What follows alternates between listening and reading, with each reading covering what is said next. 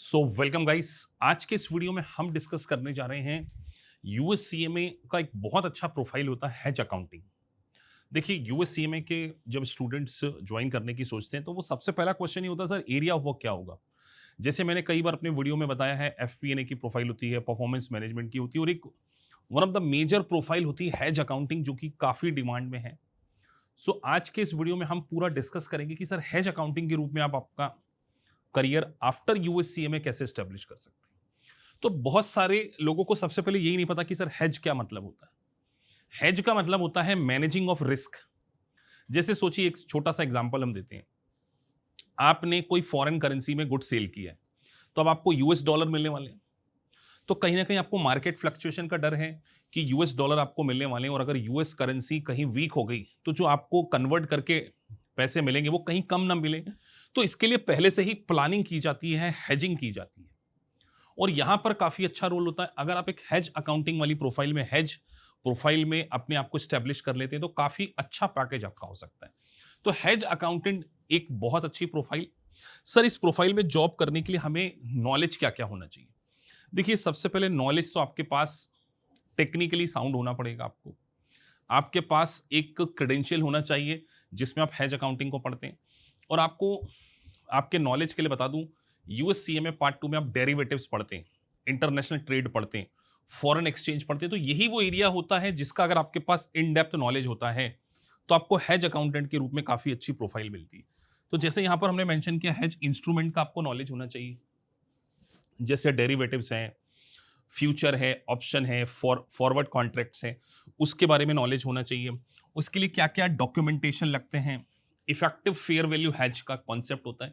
तो जब आप टेक्निकली यूएससीएमए के प्रोफेशन को पढ़ते हैं तो ये सारी इंटरनेशनल जो टर्मिनोलॉजीज होती हैं, जो हेज अकाउंटिंग में टर्मिनोलॉजी होती है, जो फॉरेन एक्सचेंज में टर्मिनोलॉजी होती है, उसका आपको अच्छा खासा नॉलेज हो जाता है। और जब आप टेक्निकली साउंड होते हैं और आपके पास एक क्रेडिबल प्रोफेशन होता है तो आपको बहुत अच्छी प्रोफाइल मिलती है। तो कई बार मैं कैंडिडेट से कहता हूं कि यूएससीएमए की प्रोफाइल एक बहुत वर्सेटाइल प्रोफाइल है।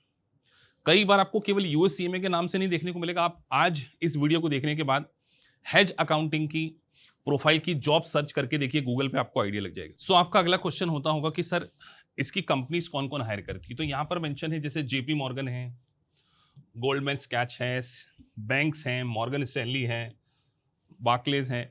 तो ऐसी बहुत सारी कंपनी, ऐसे बहुत सारे इंटरनेशनल बैंक्स, ऐसे बहुत सारी कंपनीज जो फ्यूचर ऑप्शन में ट्रेडिंग करती हैं या जो इन्वेस्टमेंट बैंकिंग है, ऐसी कंपनीज में आपकी हायरिंग होती है। और केवल बैंक्स के पॉइंट ऑफ व्यू से बात नहीं करूं मैं, इन्वेस्टमेंट के पॉइंट ऑफ व्यू से बात नहीं करूं, बहुत सारे एरियाज होते हैं। इवन एक इंपोर्ट एक्सपोर्ट की कंपनी में भी हेज की प्लानिंग होती है, फॉरेन एक्सचेंज की अकाउंटिंग होती है।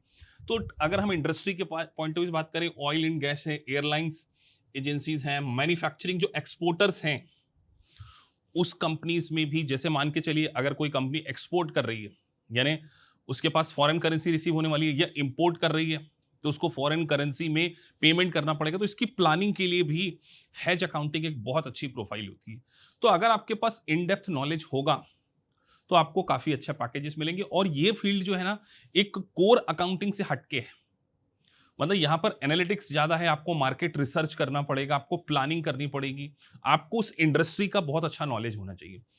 अगला क्वेश्चन आता है, सर पैकेज क्या हो सकता है। इस पर्टिकुलर फील्ड में काफी अच्छे पैकेजेस जा रहे हैं। अगर आपके पास क्वालिफिकेशन है लाइक सीएमए की, यूएससीएमए की, तो आपको वैसे भी हाइक मिलेगा। और मैं यहां पर एक स्पेसिफिक बात कर रहा हूं, आईएफआरएस 9 और अकाउंटिंग स्टैंडर्ड कोडिफिकेशन 815 का अगर आपको प्रॉपर नॉलेज है, इस पर्टिकुलर फील्ड की जॉब निकलती है। हम यूएससीएमए के साथ में आपको आईएफआरएस इसीलिए तो प्रोवाइड करते हैं। आप आज इस वीडियो को देखने के बाद आप स्पेसिफिकली आईएफआरएस 9 में जॉब को सर्च कीजिए। तो यूएससीएमए और आईएफआरएस का जो कॉम्बिनेशन है वो बहुत ही बढ़िया कॉम्बिनेशन है। उसके बाद आपको अगर स्वैप का नॉलेज है, ऑप्शन, डेरिवेटिव्स, फ्यूचर, इस एरियाज का नॉलेज है, तो आपको हेज प्रोफाइल में काफी अच्छे पैकेज मिल सकते हैं। तो ये एक नॉलेजेबल वीडियोस है जिसके थ्रू मैं आपको बताने की कोशिश कर रहा हूं। अब हेज का क्लासिफिकेशन कैसे किया जाता है ये आप सीखेंगे। देखिए, जब आपको डेरिवेटिव्स का पूरा नॉलेज होगा ना, तो सबसे पहले आपको हेज के क्लासिफिकेशन, जैसे कैश फ्लो हेज है, फेयर वैल्यू हेज है, फिर उसकी जर्नल एंट्रीज के बारे में, उसमें मार्क टू मार्केट कॉन्सेप्ट और बैलेंस शीट में किस तरीके से डिस्क्लोजर किया जाता है, इसका भी आपको यूएससीएमए में नॉलेज दिया जाता है। तो मैं आपसे ये कहना चाह रहा हूं कि सबसे पहले आपको क्या करना चाहिए, अपने टेक्निकल एरियाज को क्या करना चाहिए, बहुत अपग्रेड करना चाहिए। जैसे एक रिस्क मैनेजमेंट की काफी अच्छी प्रोफाइल होती है, आने वाले समय में आपको ना रिस्क मैनेजमेंट की प्रोफाइल में यूएससीएमए का कितना अच्छा रोल होता है, या बैंकिंग सेक्टर से वहां पर क्या रोल होता है, ये सारे वीडियोस हम क्या करेंगे, बनाएंगे। तो जो हेज अकाउंटेंट है उसमें यूएससीएमए की हायरिंग होती है, तो डेफिनेटली आपको इस प्रोफेशन को चूज करना चाहिए। यहां पर आपको वर्सेटैलिटी देखने को मिलेगी। तो चलिए मिलते हैं आपसे फिर किसी वीडियो में।